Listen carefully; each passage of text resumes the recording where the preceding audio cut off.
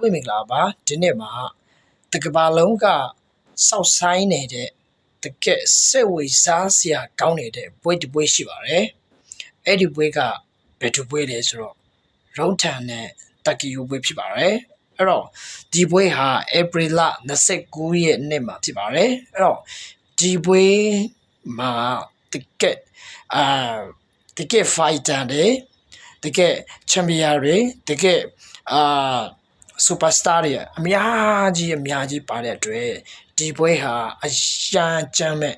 အရန်စိတ်ဝင်စားစရာကောင်းတဲ့ပွဲတစ်ပွဲဖြစ်ပါတယ်အဲ့တော့ဒီပွဲဟာဒီတက်ကီယိုအတွက်နောက်ဆုံးပွဲလို့လည်းပြောလို့ရပါတယ်